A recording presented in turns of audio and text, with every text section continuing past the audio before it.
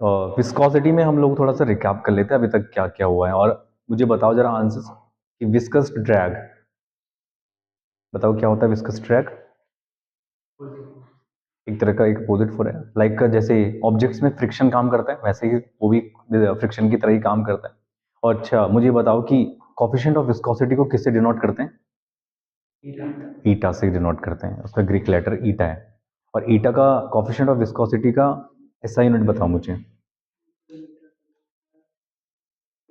Second inverse Newton पर metre square second inverse. अच्छा, ईटा जो होता है कोफिशिएंट ऑफ विस्कोसिटी, उसका फॉर्मूला क्या है,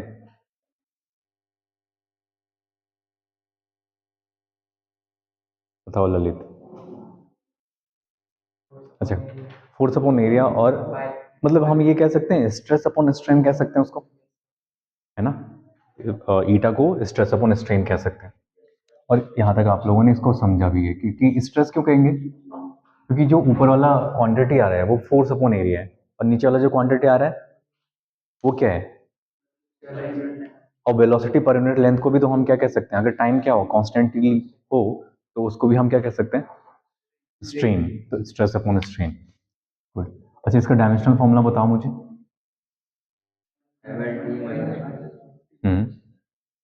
एम एल -1 टी -1, ठीक है। तो ये इसका डायमेंशनल फॉर्मूला है। रिलेटिव विस्कोसिटी क्यों कब कहेंगे हम, relative viscosity, viscosity of substance divide by viscosity of what, ठीक है। अच्छा, जो थिन लिक्विड होता है, ठीक है, आपसे आपके लिए क्वेश्चन है कि थिन लिक्विड का विस्कोसिटी कैसा होगा और थिक का कैसा होगा। थिक मतलब थोड़ा गाढ़ा, जैसे हनी है। हम्म,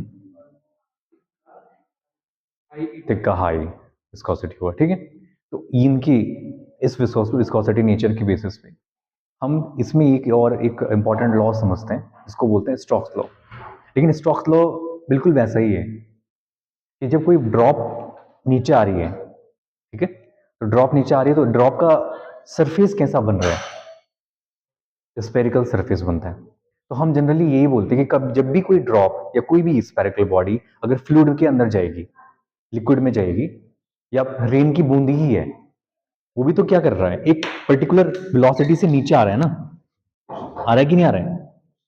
अब और आसपास कौन है, एयर के मॉलिक्यूल्स। अब एयर के मॉलिक्यूल्स क्या कर रहे हैं उस पर, एक तरह का प्रेशर, एक तरह से प्रेशर क्रिएट कर रहे हैं। और जब प्रेशर क्रिएट कर रहे हैं तो धीरे धीरे धीरे धीरे उसका शेप तो ऐसा स्पेरिकल बन जा रहा है। कैसे समझ रहे हो कि मान लिया एक पाइप है ऐसे, अब पाइप मतलब एक स्पेस, एक जगह मैंने जितना माना, और इधर सब क्या है, एयर मॉलिक्यूल्स है। और जब एयर मॉलिक्यूल्स हैं तो एयर मॉलिक्यूल्स के बीच में कौन सा फोर्स लगता है, इंटर एटॉमिक, जो भी मॉलिक्यूल्स हैं उनमें इंटर एटॉमिक फोर्स लगता है। और जब इंटर एटॉमिक फोर्स लगता है, अब यहां से कोई रेन नीचे की तरफ आ रहा है, कंडेंसेशन हुआ, कंडेंसेशन के बाद नीचे की तरफ आएगा, तो ये ड्रॉप अपना शेप कैसे ले लेगी, ऐसे एक स्पेरिकल शेप ले लेगी। और जब स्पेरिकल शेप ले लेगी तो धीरे धीरे नीचे आते समय, इस समय ये क्या करेगा, इतना ही क्यों भरते हो यार आप इसमें, जानबूझ के भरते हो ना टीचर को परेशान करने के लिए। अच्छा, तो यहां से ऐसे, फिर ऐसे, और धीरे धीरे इसकी स्पीड कैसे होती चली जाती है, डिक्रीज होती चली जाती है, क्योंकि ऊपर से इसमें एक और भी लगेगा फोर्स, इसके ठीक अपोजिट, कौन सा, फोर्स ऑफ बियॉन्सी, बियॉन्ड फोर्स भी इसमें काम करते हैं। अब इसका जो इसकी डेंसिटी को मैं क्या मानता हूं, इसकी डेंसिटी को मानते हैं रो। अब इसको हम एक कंटेनर मान लेते हैं, किसी कंटेनर में जब ये ड्रॉप नीचे की तरफ जाएगा तो नीचे की तरफ जाने पे ये ड्रॉप में भी क्या होगा, सेम एज ऐसे ही कुछ फोर्सेस होंगे जो इसकी स्पीड को धीरे धीरे धीरे धीरे कम करते चले जाएंगे। लेकिन होगा क्या, एक टाइम तक, मान ले सपोज जब ये ऊपर से नीचे की तरफ गिर रहा था तो उस समय इसके पास क्या थी, एक वेलोसिटी थी, नीचे से भी वाटर मॉलिक्यूल्स ने एक वेलोसिटी इसमें लगाई। अब होगा क्या कि जब ऊपर की तरफ लगेगी एक वेलोसिटी, एक तरह का एक फोर्स लगेगा, और ऊपर से भी एक फोर्स लगेगा, तो इसकी स्पीड में ये वाला ऑब्जेक्ट अगर कैसा है डिपेंड करेगा इनकी डेंसिटी पे। ये जो फ्लूइड हमारे पास है उसकी डेंसिटी को क्या मानते हैं? सिग्मा। इसकी डेंसिटी को क्या मानेंगे? सिग्मा। सिग्मा डेंसिटी मतलब कि डेंसिटी ऑफ लिक्विड। और रो किसकी डेंसिटी है? डेंसिटी ऑफ ड्रॉप बोलो या डेंसिटी ऑफ ऑब्जेक्ट, जो भी ऑब्जेक्ट है। अब वो ड्रॉप हो सकता है आयरन का हो, मेटेलिक कोई बॉल हो, ग्रेनाइट हो। अब इसमें लिक्विड, जिस लिक्विड में इसको डीप करा जा रहा है उसकी डेंसिटी को हम क्या बोलेंगे? डेंसिटी ऑफ वाटर या डेंसिटी ऑफ लिक्विड, जिस लिक्विड में हम उसको रख रहे हैं।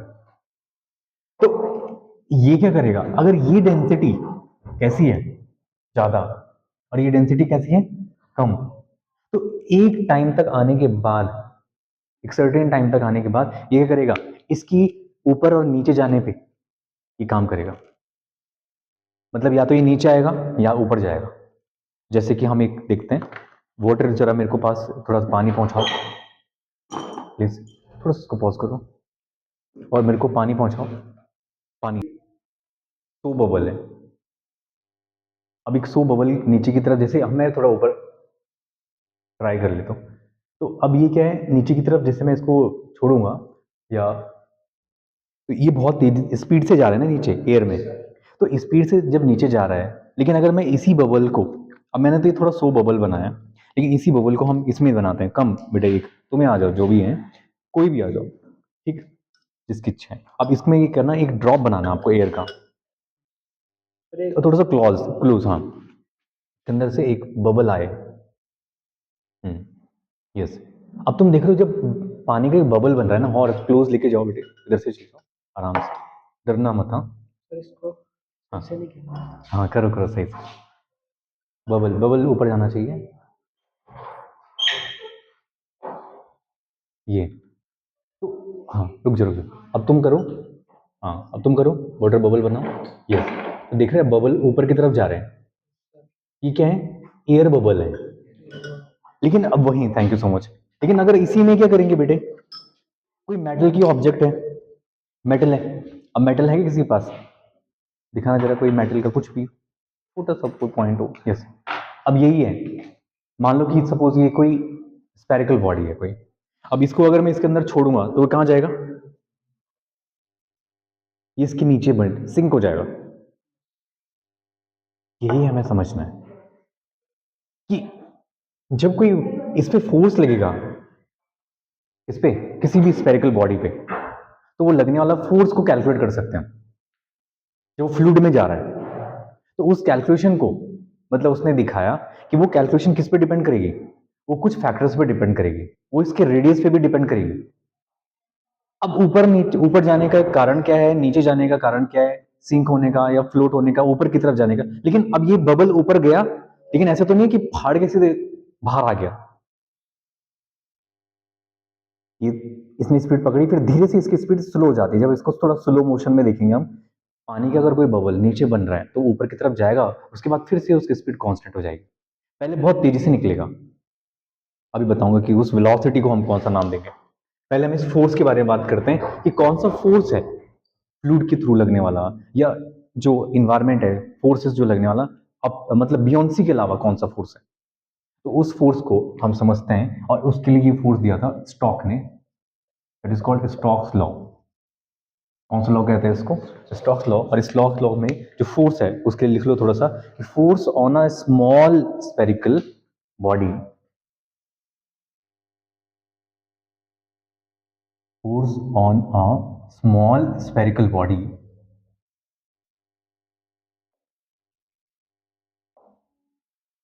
force on a small spherical body moving in a fluid,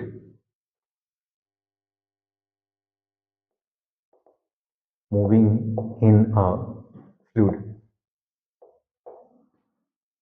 तो जब भी कोई स्फेरिकल बॉडी मूव करेगी किसी फ्लूइड में, और इस बॉडी का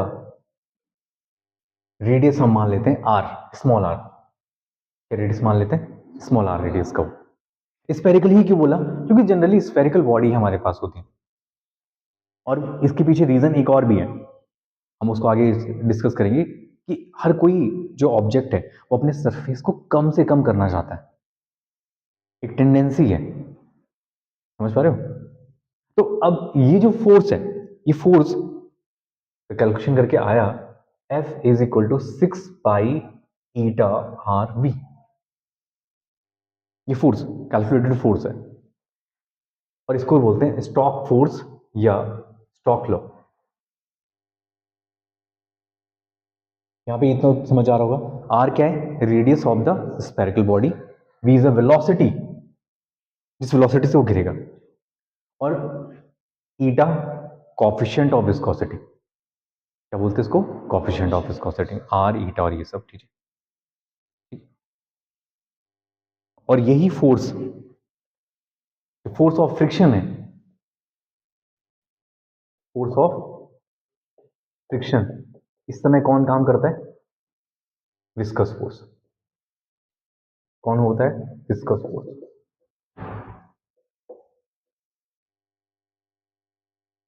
को स्टार बना के रखते हैं।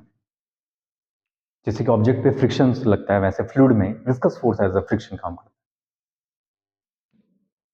अब इसमें फ्रिक्शन में और इसमें पर लेकिन थोड़ा बहुत कुछ सिमिलैरिटी भी है और कुछ डिससिमिलैरिटी भी है, डिफरेंस भी है। तो एक तरफ हम बात करते हैं कि फोर्स ऑफ जो फ्रिक्शन है और विस्कस फोर्स है, इन दो के टर्म्स में, मतलब कि फ्लूइड में ये फ्रिक्शन की तरह भी काम करता है, लेकिन साथ साथ इसके अंदर कुछ और भी प्रॉपर्टीज हैं। तो एक सबसे पहले हमें बात करते हैं इनकी सिमिलैरिटी की। सिमिलैरिटी सिमिलैरिटी क्या है? दोनों ही क्या करते हैं? मतलब कि अपोज करते हैं किसको? उसके रिलेटिव मोशन को, ऑब्जेक्ट के। दोनों में लिख लो, friction and viscous force both oppose relative motion. Friction and viscous force, friction and viscous force both oppose, हाँ, both oppose relative motion. Relative क्यों बोल रहे हैं? क्योंकि कोई किसी दूसरे के रिस्पेक्ट में है। जैसे कि अभिजीत भी भागने लग जाए और उदित भी, तो दोनों क्या कर रहे हैं? अगर अभिजीत फास्ट आया और ये सेकंड आया, या फास्ट भाग रहा है, ये कर रहा है, तो उसमें क्या है? हम बोल रहे हैं ना, किससे तेज भाग रहा है? उदित से। तो ये रिलेटिव होता है। दूसरा डिससिमिलर, ये हो गया सिमिलैरिटी, और एक होता है डिफरेंस इन दोनों के बीच में। कोई बताएगा डिफरेंस क्या होगा? डिफरेंस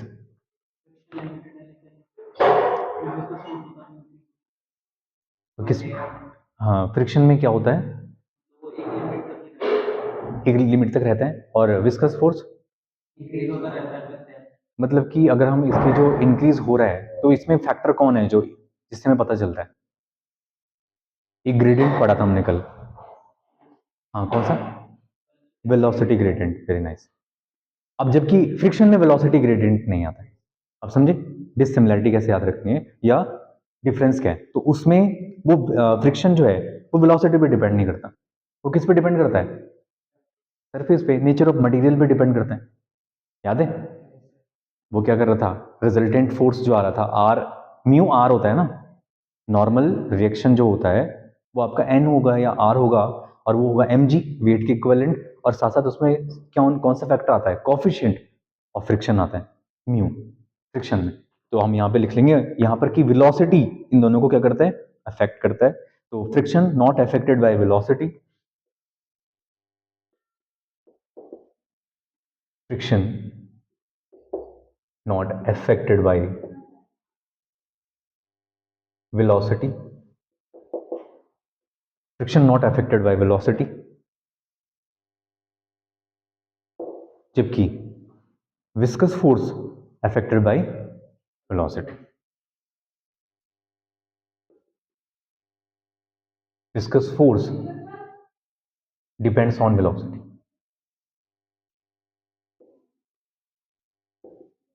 इसीलिए, और यहां पे देख भी सकते हैं विस्कस फोर्स कैसा है, 6 बाई ईटा आर वी, इसलिए इसमें वेलोसिटी टर्म भी आ रहा है। ठीक है, अब इसमें जो वेलोसिटी टर्म है ये काफी इंपॉर्टेंट वेलोसिटी, मतलब ये नॉर्मल वेलोसिटी मत समझना, तो एयर बबल को जो ऊपर लेके जा रहा है वो यही वेलोसिटी है, टर्मिनल वेलोसिटी। अब टर्मिनल नाम क्यों है इसका? क्योंकि अब देखो, जैसे कोई चीज अफेक्ट करे सरफेस को, अगर कोई ऑब्जेक्ट है वो नीचे गिर रही है, बहुत सारी ऑब्जेक्ट है नीचे गिर रही हैं, लेकिन क्या कर रहा है, तुमने जैसे आइस का या बर्फ को गिरते हुए देखा होगा, तो हाँ, या फिर पहले उससे पहले तुमने पीसा टावर वाला सुना होगा। एक एक्सपेरिमेंट करा था, किसने? गैलीलियो ने। तो उस एक्सपेरिमेंट में उसने क्या करा था, एक और दो ऑब्जेक्ट को गिराया था सेम हाइट से, तो दोनों का क्या रहता है same? Small g. Small g क्या होता है? Acceleration due to gravity.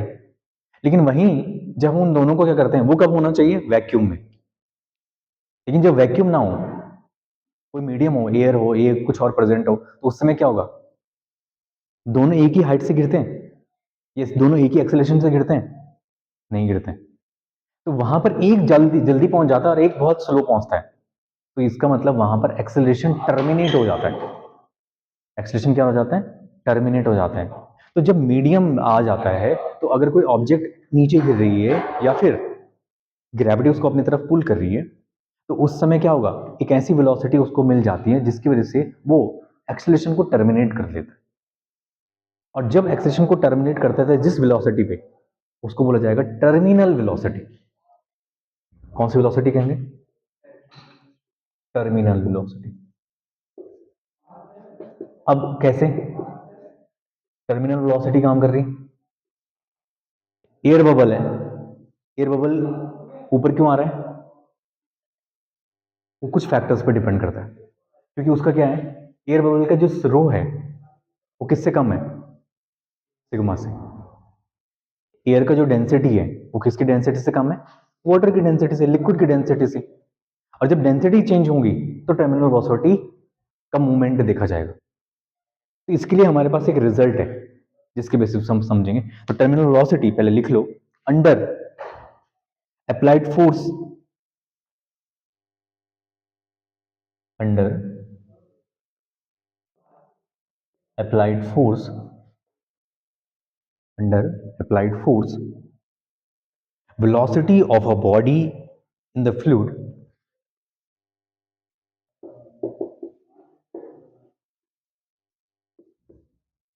body in the fluid keeps on increasing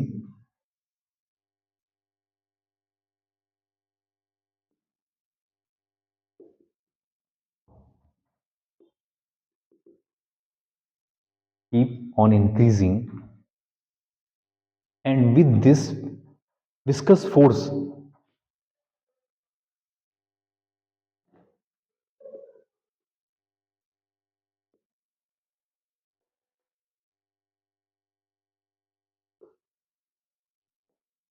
viscous force भी क्या होगा? इंक्रीज होगा। वेलोसिटी बढ़ेगी तो विस्कस फोर्स भी इंक्रीज होगा।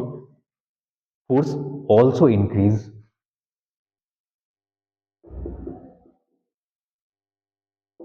also increase.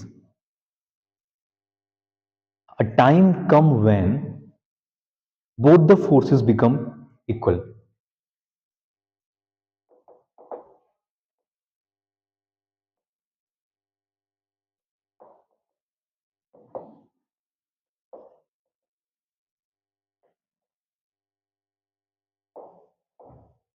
अब कौन से दो फोर्सेस को इक्वल करने की बात हो रही है?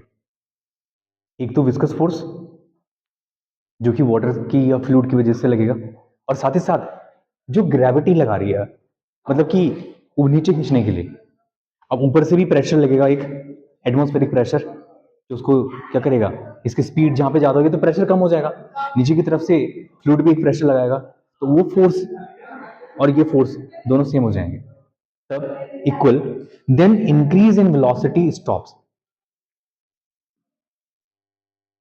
then increase in velocity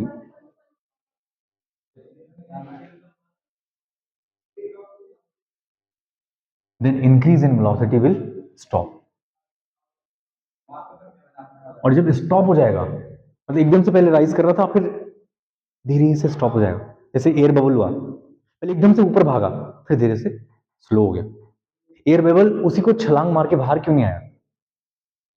क्योंकि जैसे वो एकदम से भागा ऊपर की तरफ, तब तक उस पर एक और फोर्स काम करने लग गया, ग्रेविटी ने भी। भाग ऊपर रहा था, तब तक ग्रेविटी ने उसको नीचे खींचा, दोनों फोर्स इक्वल हुए, अब उसकी स्पीड स्लो हो गई। velocity will stop and the velocity become uniform.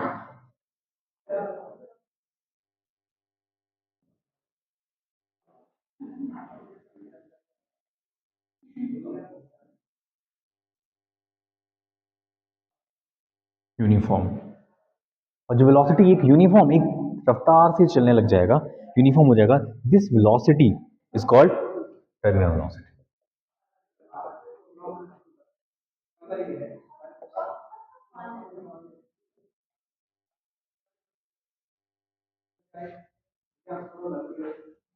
Terminal velocity, और it is denoted by VT. इसको वीटी कहते हैं, टर्मिनल वेलोसिटी को किसका कहते हैं?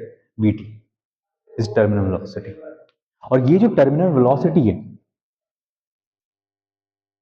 जब कंडीशन आएगी टर्मिनल वेलोसिटी की, तो ये पहले क्या करेगा? एकदम से धीरे धीरे आएगा, फिर उसके बाद क्या हो जाएगी? इसकी स्पीड धीरे धीरे इंक्रीज हो जाएगी, और एक बार इंक्रीज होने के बाद फिर कांस्टेंट, जैसे कोई बबल है।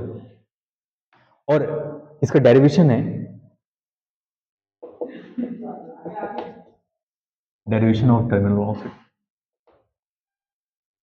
जब कोई भी स्फेरिकल बॉडी होगी तो उस पर डाउनवर्ड फोर्स क्या लगेगा?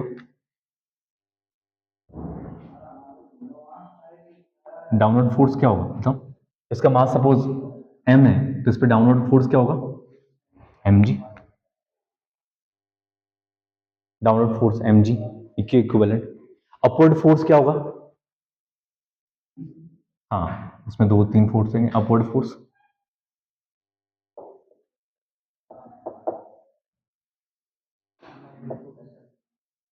बायोन force plus buoyant force plus कौन सा फोर्स? विस्कस ड्रैग, जो लगातार उस पर इंक्रीज होता रहेगा, तो वो उसके साथ सम होगा, बायोन फोर्स प्लस विस्कस ड्रैग। क्योंकि विस्कस ड्रैग तो टेंजेंशियल ही होता है ना, और बाइंड फोर्स ऊपर की तरफ लगेगा, तो ऊपर की तरफ प्लस और ये दोनों किसके बराबर होंगे? Equal. Downward force equal to upward force, इन दोनों को इक्विवेलेंट करेंगे तो फिर यहां से विस्कस ड्रैग को हम क्या लिख सकते हैं? विस्कस ड्रैग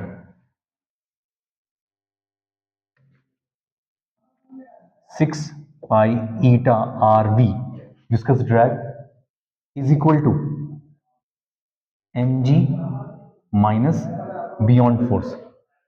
और बियॉन्ड फोर्स कौन होगा? बियॉन्ड फोर्स में जो मास होगा वो कौन सा है? लिक्विड की वजह से लगने वाला है, तो लिक्विड का डेंसिटी हमने क्या माना है? सिग्मा। क्या मास को हम वेलोसिटी और डेंसिटी के टर्म्स में लिख सकते हैं? क्योंकि density is equal to mass into volume, mass divide by volume, तो यहां से मास इक्वल टू हो जाएगा डेंसिटी। तो यहां से आप वी रो, वी रो जी किसके लिए हम लिख रहे हैं? पॉइंट फोर्स के लिए, और एम जी को लिखेंगे वी, हाँ, सिग्मा जी, है ना। एम जी के लिए हो गया वी रो जी, और बाइंड फोर्स के लिए वी सिग्मा जी, और वी और जी कॉमन, रो माइनस सिग्मा। सिग्मा पहले बता दिया था, डेंसिटी ऑफ लिक्विड और डेंसिटी ऑफ ऑब्जेक्ट। अब यहां से ये कौन है? ये वॉल्यूम है। वॉल्यूम क्या होता है? हाँ, स्फेरिकल बॉडी का volume 4/3 pi R cube. R हमने रेडियस बोला है, यहां से कुछ एडजस्ट हो जाएगा। ये कौन सी वेलोसिटी है? This is terminal velocity. R से कैंसिल, यहाँ पे दो पावर बचेंगे, पाई से पाई खत्म, 6 ये भी खत्म, 2 2 जो 4 3। टर्मिनल वेलोसिटी का एक बहुत अच्छा फॉर्मूला आ जाता है 2/9 और R square rho minus sigma into g divide by eta. अब आप समझ गए होंगे कि इसमें से ही हमें दो फैक्टर मिल रहे हैं। कौन कौन से? एक तो ये, अब देखो ध्यान से, जब आपका एयर बबल था तो एयर बबल ने क्या करा? एयर बबल ऊपर की तरफ जा रहा है ना? ऊपर की तरफ क्यों जा रहा है एयर बबल ऊपर की तरफ, बताओ? क्योंकि इसका रो और इसका डेंसिटी जो है सिग्मा, तो यहां पर क्या है, रो इज लेस देन सिग्मा। और जब रो लेस देन सिग्मा होगा किसके लिए? वाटर बबल के लिए, सॉरी एयर बबल के लिए। तो एयर बबल के लिए क्या हो जाएगा? Sigma is less than rho is less than sigma, तो सिग्मा बड़ा हो जाएगा। और जब सिग्मा बड़ा हो गया तो वीटी क्या आएगा? नेगेटिव आएगा ना, नेगेटिव। और नेगेटिव का मतलब ग्रेविटी के अपोजिट। और जैसे ही हम किसी मेटेलिक बॉल को डालेंगे, मेटेलिक बॉल, तो मेटेलिक बॉल मतलब आयरन, तो आयरन की जगह में ये सिग्मा होगा और ये क्या होगा? ये रो और ये वाला सिग्मा। उस समय कंडीशन में क्या होगा? रो इज ग्रेटर देन सिग्मा, और टर्मिनल वेलोसिटी कैसा होगा? पॉजिटिव। तो एयर बबल के केस में density of object less than होगा डेंसिटी ऑफ लिक्विड, तो उस समय टर्मिनल वेलोसिटी नेगेटिव आएगी। नेगेटिव आने का मतलब है बबल ऊपर की तरफ जाएगा, एयर बबल ऊपर की तरफ जाएगा। और यहां पर आयरन है तो ये क्या हो जाएगा? आयरन के केस में ये rho greater than sigma, VT positive, इसका मतलब डाउनवर्ड। तो ये कैसे जाएगा? डाउनवर्ड। ये डाउनवर्ड और ये कैसे है? अपवर्ड। ठीक है, तो डाउनवर्ड और अपवर्ड समझ में आ रहा है? ये टर्मिनल वेलोसिटी के बहुत इंपॉर्टेंट एप्लीकेशंस। अगर आप बताओ मुझे किसका टर्मिनल वेलोसिटी ज्यादा होगा और कम होगा? एक बिग ड्रॉप है और एक स्मॉल ड्रॉप है, कैसे होगा? किसके बेसिस पे होगा? हम्म?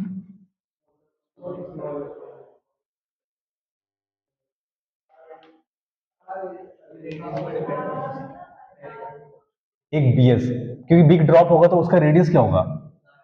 ज्यादा होगा। अगर रेडियस ज्यादा होगा तो उसके कंडीशन में क्या आएगा? यहां से जो टर्मिनल वेलोसिटी है उसका आर ज्यादा होगा, तो टर्मिनल वेलोसिटी इसका क्या होगा? ज्यादा होगा, इंक्रीज होगा। और अगर हम स्मॉल ड्रॉप के बारे में बात कर रहे हैं तो स्मॉल ड्रॉप का टर्मिनल वेलोसिटी कैसा होगा? कम, तो वी टी लेस। और टर्मिनल वेलोसिटी लेस इसलिए आपने देखा होगा कि जब ओले पड़ते हैं तो आप बाहर खड़े हो जाते हो, है ना? एकदम कैच करने लग जाते हो कि बाहर भाग जाते हो, अंदर अंदर भाग जाते हैं ना। और ये भी बोलते हैं कि शीशे तक टूट सकते हैं उनके वजह से, क्योंकि उनका साइज बड़ा है। और जब साइज बड़ा होगा तो टर्मिनल वेलोसिटी बढ़ जाएगी। लेकिन वहीं जो वाटर ड्रॉप्स हैं उनमें आप मजे ले रहे हैं, बारिश की बूंदों का भी आप आनंद लेते हैं। तो अब समझ गए क्यों आनंद लेते हैं? उसके पीछे रीजन है टर्मिनल वेलोसिटी का। तो जब भी बारिश होगी या ओले पड़ेंगे तो आप डिसाइड कर लेना कहाँ जाना है। ठीक, तो टर्मिनल वेलोसिटी काफी इंपॉर्टेंट है। ठीक, इस पे बेस्ड एक न्यूमेरिकल क्वेश्चन देखते हैं कि कैसे जो ग्रेविटी भी है कैसे उसमें काम करती है।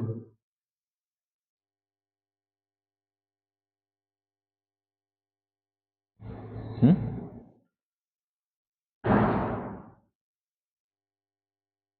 नोट कर लीजिए पहले। किसी को कोई डाउट यहाँ पे यहाँ तक? हाँ, ये काफी इंपॉर्टेंट है, इसको 3 स्टार लगा देना इसमें। ठीक है, टर्मिनल वेलोसिटी विस्कोसिटी के साथ भी स्टोक्स लॉ इंपॉर्टेंट है। ठीक, अब देखो, अभी टर्मिनल वेलोसिटी के साथ साथ हमारे पास में आप लोग डिजाइन देखा होगा कि जब वाटर का जो फ्लो होता है स्ट्रीमलाइन फ्लो होता है।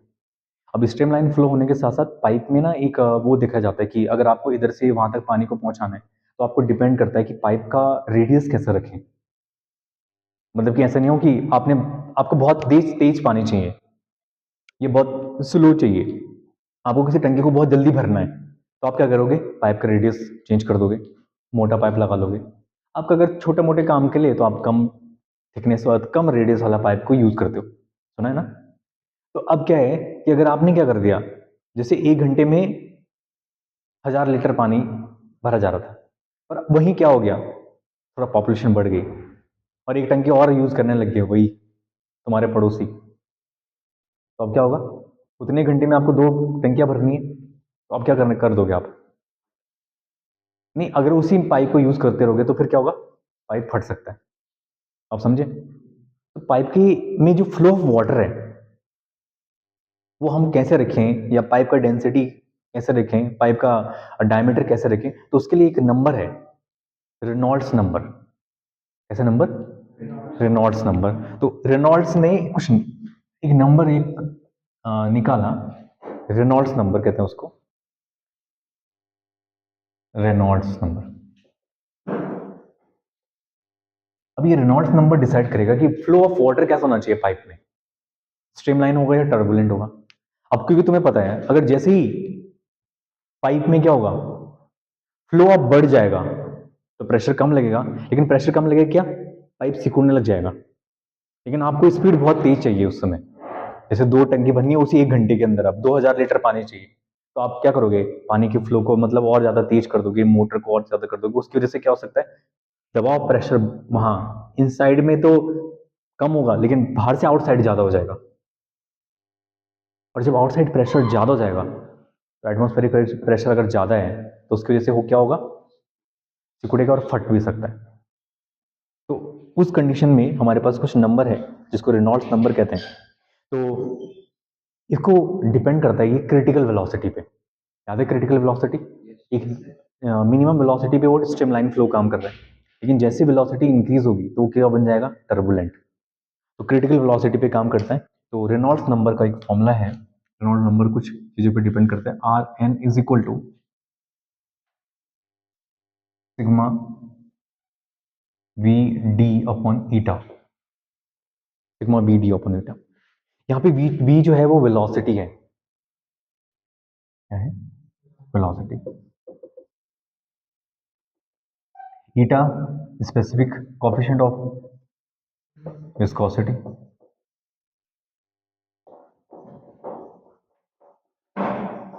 रो इज डेंसिटी, और डी, डी जो है वो डिपेंड करेगा, वो डायमीटर है किसका, पाइप का। अभी डायमीटर के लिए कुछ नंबर है। नंबर क्या है, इफ रेनॉल्ड्स जो नंबर है, अभी नंबर कैसे निकलेगा, अगर हम उसका डेंसिटी में पता हो, वेलोसिटी पता हो, डायमीटर पता हो और कोएफिशिएंट पता हो उस फ्लूइड का। अब इसका काम ऐसे नहीं कि सिर्फ वाटर के लिए यूज कर रहे हैं, इसका काम पेट्रोल के लिए भी यूज करते हैं। पेट्रोल में किस रफ्तार से मतलब आना चाहिए फ्लूइड, जो फ्यूल है। कभी देखा है एक पाइप बहुत सारा सा घुमा रहता है, फिर वहां से वो बटन दबाते हैं, फिर यहाँ से धीरे धीरे पेट्रोल उसके अंदर फिल होने लग जाता है। उसमें कम ज्यादा हो जाती है स्पीड, कि अगर इतना नंबर डाला तो इतना ही पेट्रोल उसके अंदर बाहर आएगा, रेनॉल्ड्स नंबर। डीजल चाहिए 3 लीटर, 4 लीटर, 5 लीटर, तो वो क्या अमाउंट डालेगा, उस अमाउंट से वो कैसे काम करेगा, रेनॉल्ड्स नंबर पे काम करेगा। अब उन्होंने ये सब चीजें उसमें फिट करी हुई है। आप समझे कि क्यों, अरे मैंने तो 150 का भराया था, इसने ठक से कैसे स्टॉप हो गया, एग्जैक्ट एक नंबर उसके पास पहुंच गया, और उसने क्या करा, वहां से फ्लूइड को आगे जाने दिया इस वेलोसिटी से, और वो टैंक फुल हो गया या जितना भी करवाया। तो इसमें अगर एक नंबर है, अगर वो number R N is less than 1000, इसके बीच में आता है, द फ्लो इज स्ट्रीमलाइन, तब कोई प्रॉब्लम नहीं है। फ्लो कैसा है, फ्लो इज स्ट्रीमलाइन। स्ट्रीमलाइन याद है ना, जिसमें सेम स्पीड रहेगी, ओवरटेकिंग नहीं होगा, याद है, ओवरटेकिंग नहीं करेगा कोई। तो ऐसे नंबर, अगर रेनॉल्ड्स नंबर लेस देन है 1000 के तो ठीक है। If R N is greater than 2000, अगर ये 2000 से ज्यादा हो जाए, the flow is turbulent, flow is turbulent. Turbulent होगा तो खतरा है, पाइप फट सकता है, ठीक है। टर्बुलेंट क्यों क्यों क्या करता है, दीवारों पे एक फोर्स करेगा, प्रेशर एग्जिट करेगा। और अब तुम आप सोच रहे होंगे कि अगर ये है तो इसके बीच वाला नंबर आ गया तो 1200 आ गया तब क्या होगा, 1100 आ गया तब क्या होगा, ये तो 1000 से कम है और ये 2000 से ऊपर है। अगर इस बीच में आ गया कोई नंबर तब, तो between 1000 and 2000 it's combination of streamline and turbulent.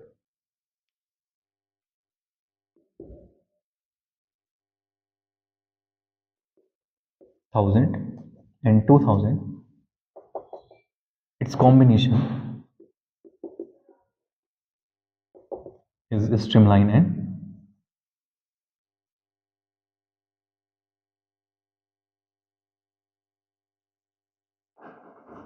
Turbulent, streamline और टर्बुलेंट हुआ। ठीक है, तो अब इतनी पॉइंट से तुम्हें इतना तो समझ आ गया होगा कि रेनॉल्ड्स जो नंबर है वो कोई ऐसा मामूली नंबर तो नहीं है। तो किस पे हम बात करेंगे उसको, तो वो एक तरह से ऐसा इनर्शियल फोर्स है। इनर्शियल फोर्स समझते हो, इनर्शियल फोर्स, इनर्शिया क्या करता है, कोई चीज अगर रेस्ट में, हाँ अपोज करता है, रेजिस्ट करता है, और रेजिस्ट करने के बाद अपनी प्रॉपर्टीज उसको दे देता है। जैसे कोई अगर मोशन में नहीं था, लेकिन अगर एक्सटर्नल फोर्स लगा तो वो मोशन में आ जाएगा, जबकि वो जिद कर रहा है, कैरेक्टरिस्टिक उसकी ये है कि मैं रेस्ट में रहना चाहता हूं, लेकिन एक्सटर्नल फोर्स आने की वजह से वो मोशन में हो गया। आप नहीं पढ़ना चाहते थे प्यार में, लेकिन एक ऐसा फोर्स लगा जिसने अंदर के सारे तार तार हिला दिए। कैसा फोर्स हो गया, इनर्शियल। आपका मन नहीं कर रहा था पढ़ाई में करने का, लेकिन ऐसा मोटिवेट हुए, 12th फेल देख ली, मन में अरे बहन मैं भी अब पीसीएस निकालूंगा, मन नहीं था खेलने का।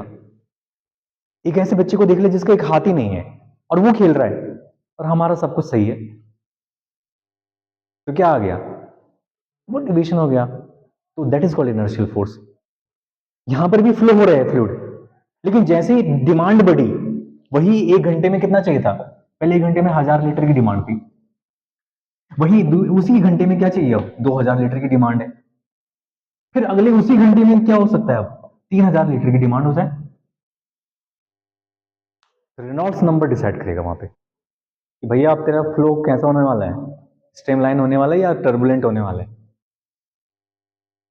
समझ पा रहे हो, तो रेनॉल्ड्स नंबर को हम एक टर्म्स में और लिख सकते हैं कि ये कैसा है, एक ऐसा फोर्स है, इनर्शियल फोर्स, कौन सा, inertial force upon force of viscosity. Reynolds number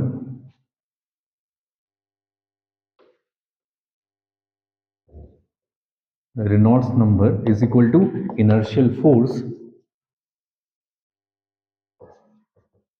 divided by force of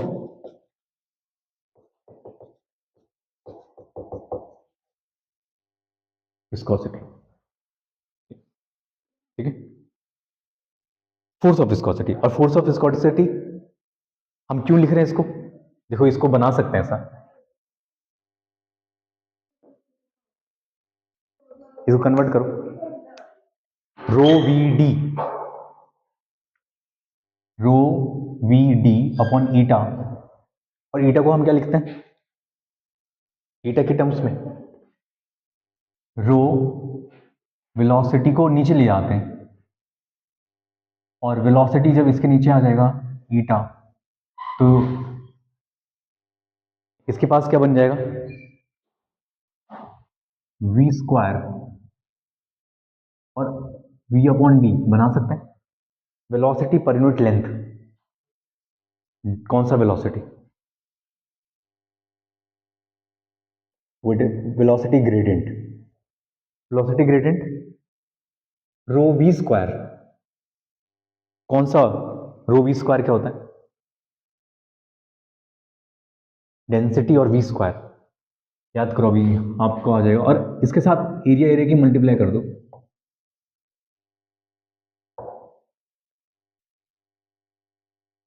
अब आपके पास एक क्या आ गया, density area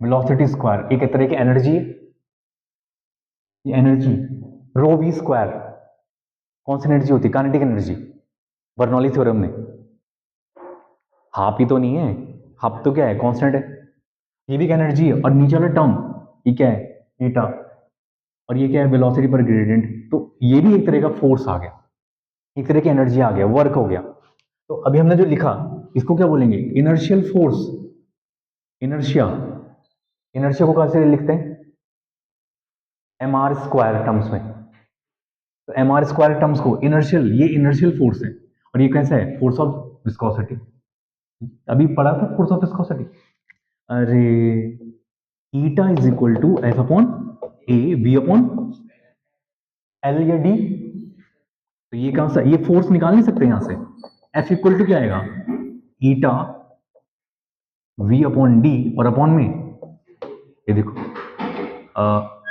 sorry, into A और V upon D, force of viscosity. और इसके बारे में अगर मेरे को तुम्हें बताना पड़े, इनर्शियल फोर्स, तो इनर्शियल फोर्स निकाल सकते हो आप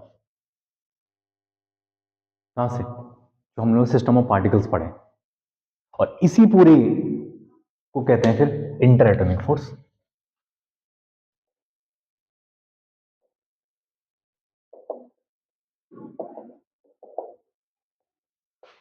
अभी भी कोई डाउट हो तो पूछ लीजिए कि क्यों मैं रेनॉल्ड्स नंबर को ये लिख सकता हूं,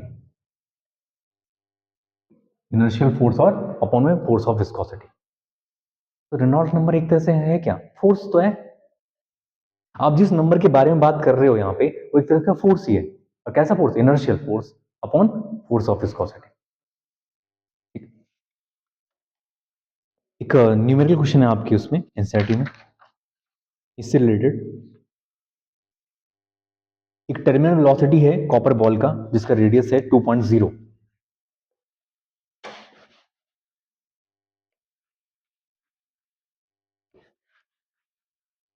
terminal velocity of copper ball, page number आप डिसाइड कर देना, और 9.9 क्वेश्चन है, radius of ball, radius of copper ball, radius of copper ball क्या है, 2.0 millimetre, falling through a tank of oil of eight 20 degree Celsius. देखो viscosity बताया था, डिफरेंट डिफरेंट टेम्परेचर पे डिफरेंट तरह की विस्कोसिटी होती है, विस्कोसिटी गिवन है, और टर्मिनल वेलोसिटी इसका गिवन है, इसका टर्मिनल वेलोसिटी गिवन है 6.5 centimetre, centimetre per second, density of oil given है, ठीक है, सिग्मा 1.5 इंटू 10 की power 3 kilogram per metre cube, density of copper ball given है रो, ऑब्जेक्ट की डेंसिटी को किससे डिनोट करते हैं, रो से, और ये कितना है 8.9 इंटू 10 की power 3 kilogram per metre cube, calculate करना है coefficient of specific, coefficient of viscosity, ठीक है, आ जाएगा, कौन सा फॉर्मूला लगेगा, eta is equal to 2.9 r square rho minus sigma g upon eta, तो ईटा इक्वल टू क्या हो जाएगा, 2/9 r square rho minus sigma into g upon velocity, put the value और calculate the coefficient of viscosity, बन जाएंगे questions, ठीक है, एक मेटेलिक बॉल है, एरिया है उसका, और 0.01 के 010 किलोग्राम उसका मास है, और मीटर स्क्वायर एरिया है, और किसी फिल, ये भी आपके पास एक क्वेश्चन है 9.8,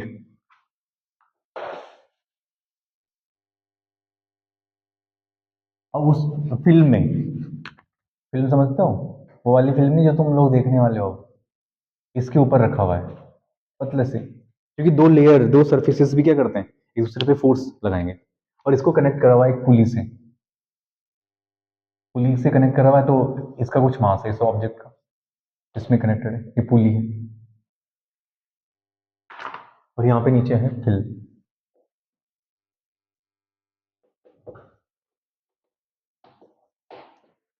मास गिवन है 0.010 किलोग्राम।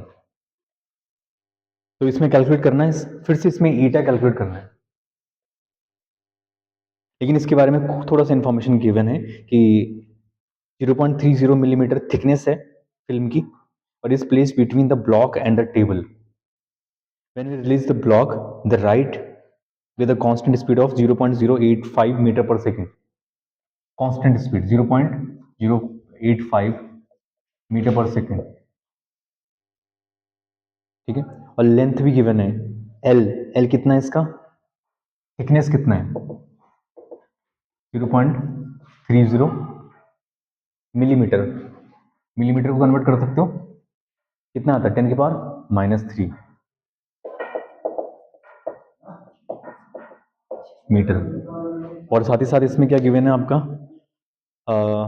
ये आ जाएगा, अब निकाल लोगे ईटा, मास गिवन है और एरिया भी गिवन है, एरिया 0.10 मीटर स्क्वायर, इतना एरिया ये कवर कर रहे हैं, एरिया। चलो कैसे निकलेगा ये वाला ईटा, अब तो यहाँ पे ये वाले फॉर्मूले यहाँ दिख भी नहीं रहे होंगे, अभी बताया था, coefficient of viscosity is equal to stress upon,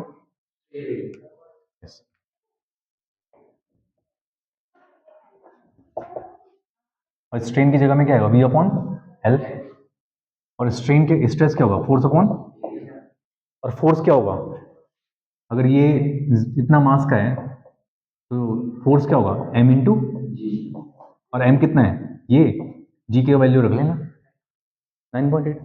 अब समझे, कोई भी क्वेश्चन इतना हार्ड है ये नहीं, और हर एक चीज आपको बिल्कुल समझ में आ जानी चाहिए। तो ठीक है, नेक्स्ट क्लास में हम लोग ये इतना करने के बाद अब इसके नेक्स्ट एक टॉपिक में जाएंगे जिसका नाम है क्या, सरफेस टेंशन, और वहां हम लोग को इन बबल्स की जरूरत पड़ेगी क्योंकि ऑलरेडी हम इन बबल को बहुत बार बना चुके हैं।